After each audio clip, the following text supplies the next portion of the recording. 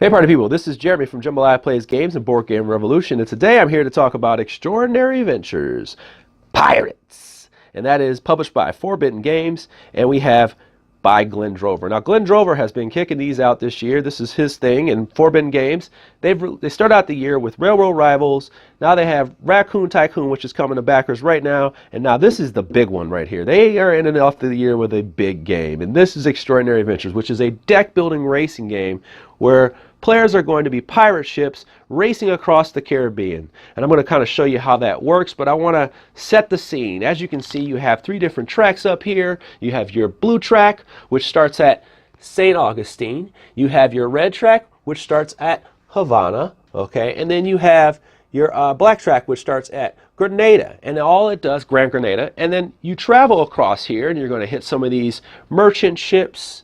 You're going to hit ports along the way, and as you can see, you're going to take those goods from there and crew members. You're going to go here and you're going to plunder these ports and get these treasure tiles. And then you're going to keep going and race it as fast as you can on these different tracks, trying to distract your opponents and build bigger decks so you can move faster until you get to Trinidad. Okay? That's when the game ends. Points are awarded according to how fast you've gotten there, and in order. Of course, you can see a two-player, all or nothing. And then that's the game.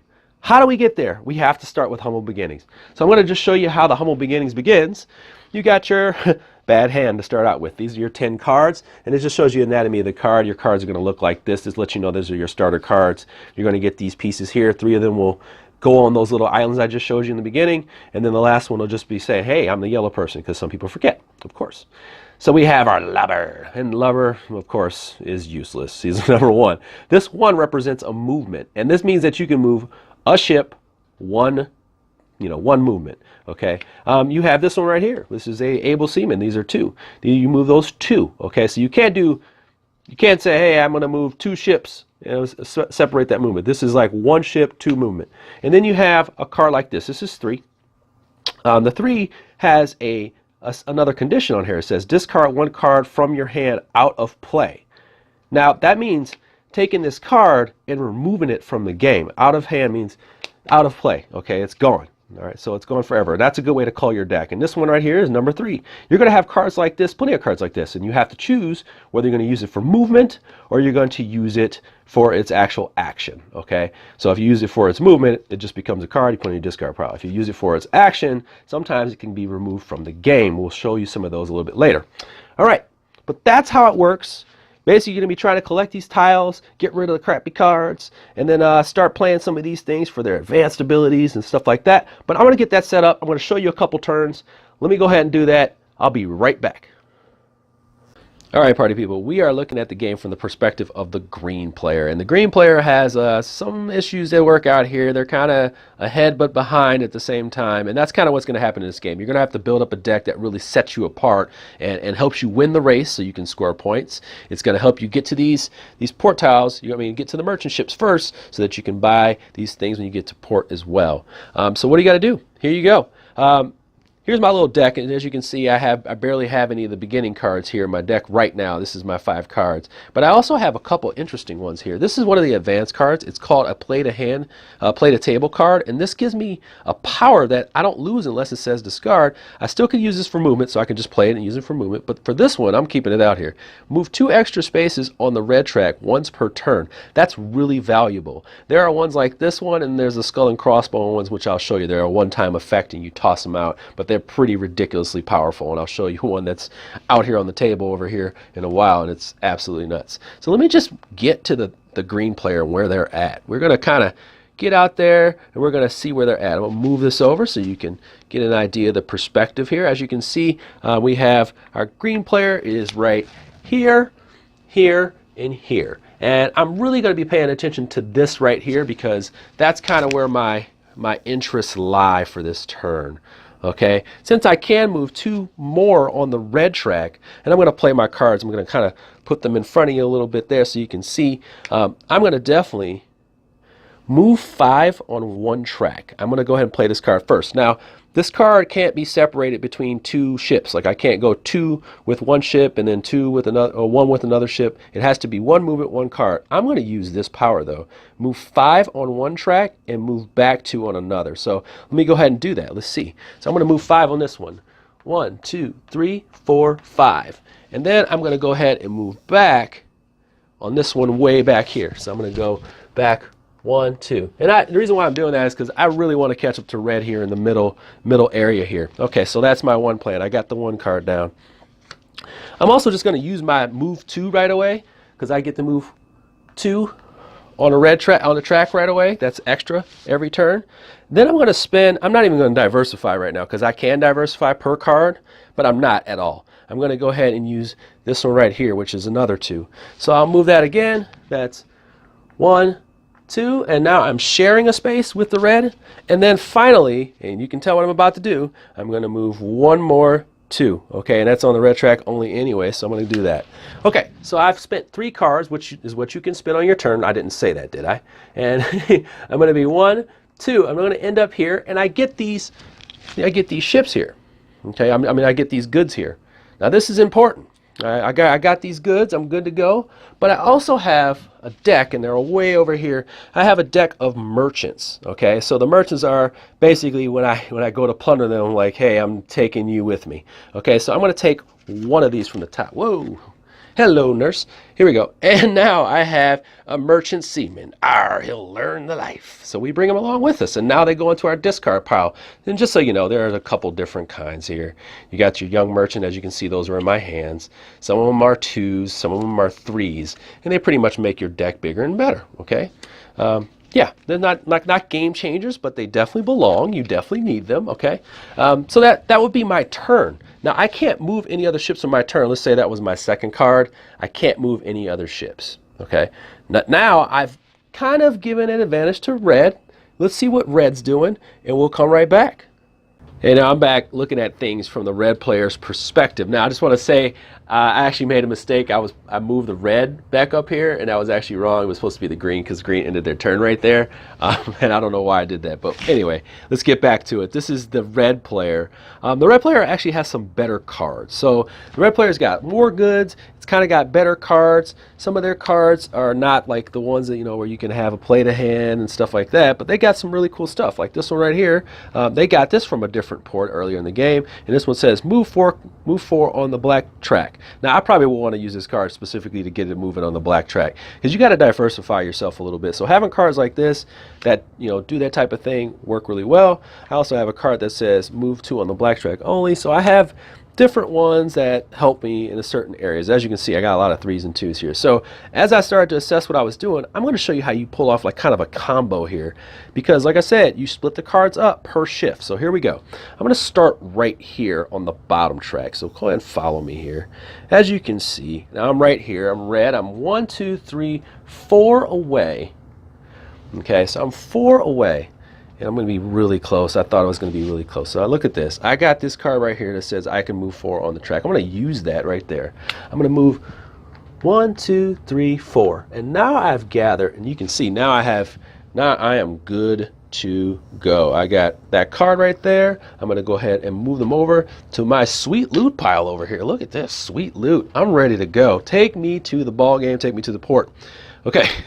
I also get to take a crewman. So I go over to that merchant deck and I get a crewman right there, and it's going to be a merchant seaman. He is going to go over here in my discard pile, and that's how you build a better deck. Okay, I can no longer move that character, but I do have these cards here, so I'm going to go ahead and do this is what I'm going to do. I'm going to use these 2. Actually, I'm going to see if I can use these 2, because I only use 1 card. I can do 3 cards on my turn, so I'm going to use these 2, and I'm going to use them here in the middle. Okay, so I'm going to use them in the middle. The reason why I'm using them in the middle is because I want to get to Santo Domingo so I can buy some treasure tiles. So that's what I'm going to do. I'm going to play 2. I'm going to play 2. So now I have 4 total, and I'm going to use that 4 specifically for this. 1, 2, 3, and then 4. I am right there on Santo Domingo. Now, what happens when I get to a port? It's the same idea, except I get to purchase things here. All right, party people, I had to make a quick cut because I had messed up some stuff. I knocked over the camera and it was really ugly. So sorry if I cut there transitioning over here. Let's go ahead and get to it. So when you get to the port, you're going to have a couple of decisions to make. Now you can turn in all your sweet loot, your goods that you've gotten from your merchantiles. Maybe you had a cart that pulled things out of this bag, which I'll get to in a second.